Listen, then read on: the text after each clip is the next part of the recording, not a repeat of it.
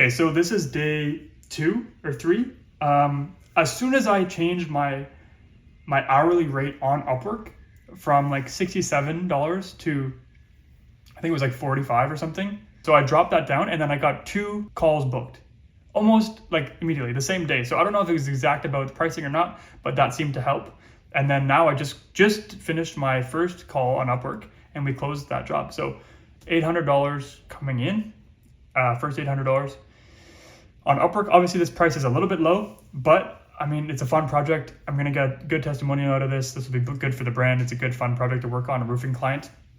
So that is great. I mean, 100% close rate right now, and I have another call booked for 2 o'clock. And yeah, hopefully we close that one too. Okay, that was call number 2. He just joined on his phone and he's like, yeah, man, I just need something quick.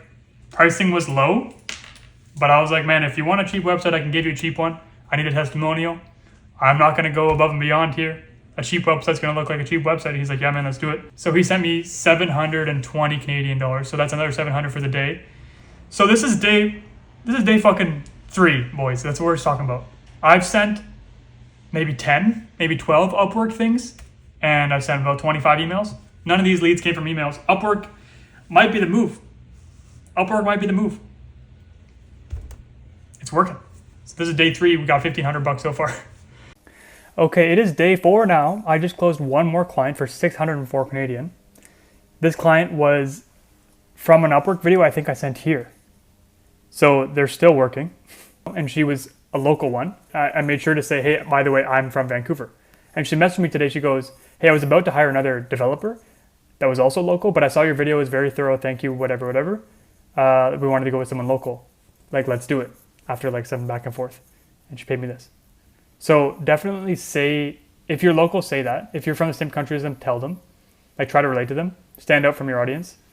Look, we're at 22% of the way there and we're like four days in. I haven't even done these, and I probably won't even need to. I wanted to send emails so that I would have cold calls available to follow up with, but this is much better. I've spent $36 on Upwork and I've made 2.1 grand. Like, Upwork might be cracked. I'm sorry, it might be cracked. But yeah, man, I gotta reconfigure what I'm doing here because I gotta organize my shit. I gotta organize my tasks and automate some things. I'm talking about installing automations into other people's businesses. I gotta do it in my own business. All right, I'm gonna send these and then I'll see you tomorrow. Okay, I wanna give you guys an update here. It is currently, we're here. I haven't done outreach from here, but there's a reason that I haven't. So there's a couple lessons that I've learned that I wanna share with you so that you can avoid this and so that you can have outreach so that these numbers can keep going up. I'm going to keep going with the challenge, but I'm going to just pick up where I left off and keep going. So first things first, motivating your team. So this is something I ran into as I was putting more tasks on them. Although maybe I've figured out my discipline and what I need to do every single day to be, disciplined and habitual, your team hasn't. So just because you're focused on making this amount of money, your team definitely isn't, because this is your passion. This is why you started the business. They haven't done that, so they're not nearly as passionate about it as you are. So you have to work on motivating them, keeping them disciplined, managing them, just like improving them, helping guide them on the journey that you're on and you figured out, allow them to join you on that journey.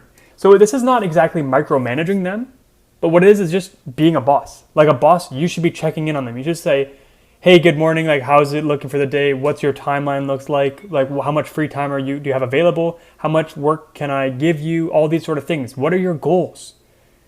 What do you want to achieve? So that you can relate the things that you're giving them to these things, or you can help them achieve those goals and you can teach them lessons based on what's important to them. So build a team, build that culture, build these standards, just so everyone can be on the same page. Second thing is MVI. This is kind of like minimum viable product, MVP, but it's MVI, minimum viable input, something I just came up with right now. I would have loved if I had just one. If I did those Upwork videos every single day. So how can you stay consistent even if you get sick? Even if you're at home spending time with your family for Christmas? Even if you don't have time? Even if you lose motivation? What is the minimum viable thing you can do to maintain consistency so that it doesn't look like this, so it doesn't look like zeros? What is the minimum hygiene standard that you can have for yourself? And how can you set up a system, whether it's email campaign, ask your employees to do that. Maybe you can set up standard operating procedures so that they're doing email outreach or sending 5 looms, or, because 2 looms sent by your team is better than no looms sent by anyone. So maybe, it's not you sending looms, but at least someone's sending looms. At least you're speaking to someone that day. Okay, and now expectations. So I haven't been doing nothing over this whole time. What I've been doing is just focusing on fulfillment, because we're running a real business here. You have to actually fulfill your clients. And I knew this going into it.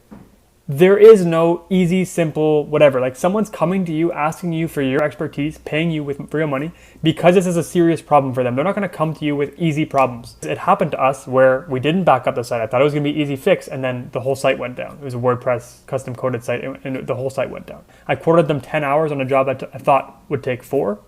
It's probably taken us like 20 hours at least. It's all resolved now. We figured it out. They're happy. So no job is easy. Always duplicate, backup, go through the same standard for every single job that you have.